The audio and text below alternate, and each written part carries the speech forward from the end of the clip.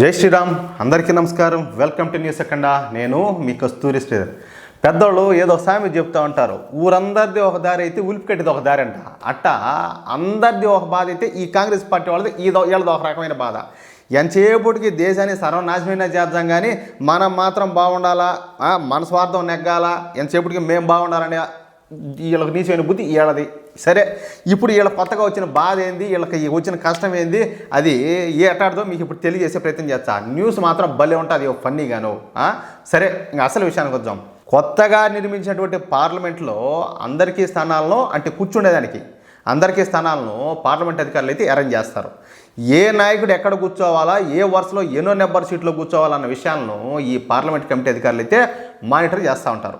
ఈ క్రమంలో ప్రధాని నరేంద్ర మోడీ గారికి పార్లమెంట్లో మొదటి స్థానాన్ని అయితే కేటాయించారు. ఎందుకంటే పార్లమెంట్లో అతిపెద్ద నాయకుడు ప్రధానమంత్రి కావడంతో ప్రధాని నరేంద్ర మోడీ గారికి మొదటి స్థానాన్ని అయితే కేటాయించారు. ఇక మన దేశ రక్షణ శాఖ మంత్రివర్యులైనటువంటి రాజ్నాథ్ సింగ్ గారికి 2వ నెంబర్ సీటు కేటాయించారు. ఇక మన దేశ హోమ్ మినిస్టర్ అయిన అమిత్ షా గారికి 3వ నెంబర్ అయితే కేటాయించారు.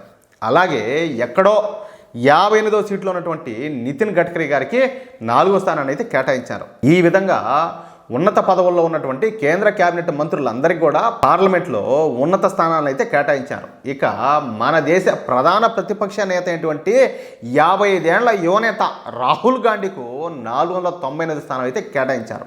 ఈ స్థానం ఎక్కడ ఉండదంటే సరిగ్గా మన దేశ ప్రధాని నరేంద్ర మోడీ గారికి ఎదురుగానే ఉండే సీటు కావడం గమనార్హం అనమాట. అర్థమవుతుందా? ఇక సమాజ్వాదీ పార్టీ అధినేత అయినటువంటి అఖిలేష్ యాదవ్కు 355వ సీట్ని అయితే కేటాయించారు. సరే, ఇవన్నీ ఇప్పుడు నువ్వు ఎందుకు చెప్తారా స్వామి, ఎవరి ఆడ కూర్చుంటే ఏంది, ఈ సీట్ నెంబర్తో ఇప్పుడు నీకు వచ్చిన తెప్పలేదని చెప్పి మీరు అనుకోవచ్చు. ఆడనే ఉండదు ట్విస్ట్.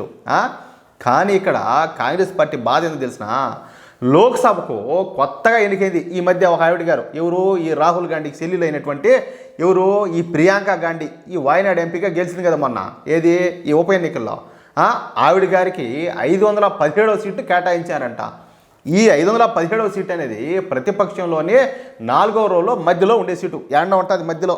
ఇప్పుడు ఈ విషయమే కాంగ్రెస్ పార్టీ అయితే జీర్ణించుకోలేకపోతుంది. ఎందుకంటే కాంగ్రెస్ పార్టీలో ఈ సోనియా గాంధీ, ఈ రాహుల్ గాంధీల తర్వాత ఆ స్థాయి నాయకురాలు ప్రియాంక గాంధీనే. అలాంటి ప్రియాంక గాంధీకు ఎక్కడో 4వ వరుసలో ఉన్నటువంటి ఈ 517వ సీట్ను కేటాయించడంతో ఇప్పుడు కాంగ్రెస్ పార్టీ ఆగ్రహం వ్యక్తం చేస్తుంది. ఇది ప్రియాంక గాంధీకు జరిగినటువంటి ఘోర అవమానంగా ఈ కాంగ్రెస్ పార్టీ కావచ్చు, ఆ పార్టీలో ఉన్నటువంటి నాయకులు కావచ్చు బాగా బాధపడిపోతారట్లే.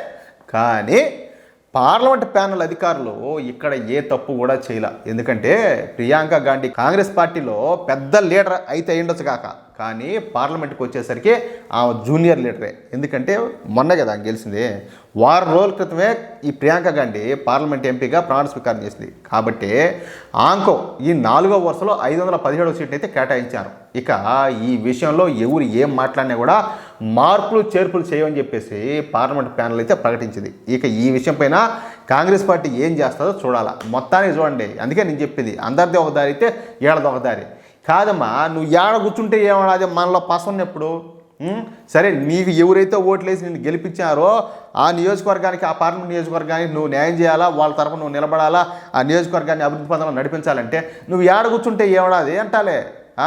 ఏంది వీళ్ళు ముందు కోపం ముందు కూర్చోవాలా, మీడియాలో ఎప్పుడు చూసాక కనపడతా ఉండాలా, వీళ్ళ మొహం జనాలు ఎప్పుడు చూస్తూ ఉండాలా, ఏందో ఈ శాటాలని ఎప్పుడు మారుతారా స్వామి మీరంతాను. సరే, మీకు ఈ న్యూస్ నచ్చితే, అదేవిధంగా నేను చెప్పింది కరెక్టే అని మీరు భావిస్తే ఈ న్యూస్ నలుగురికి షేర్ చేయండి. అలాగే తప్పనిసరిగా ప్రతి ఒక్కరు కూడా మీ యొక్క అమూల్యమైన అభిప్రాయాలను కామెంట్ రూపంలో తెలియజేయండి. దయచేసి ఎవరు కూడా సబ్స్క్రైబ్ చేసుకోవడం మాత్రం మర్చిపోవద్దు. ఓకేనా? ప్లీజ్. జై శ్రీరామ్.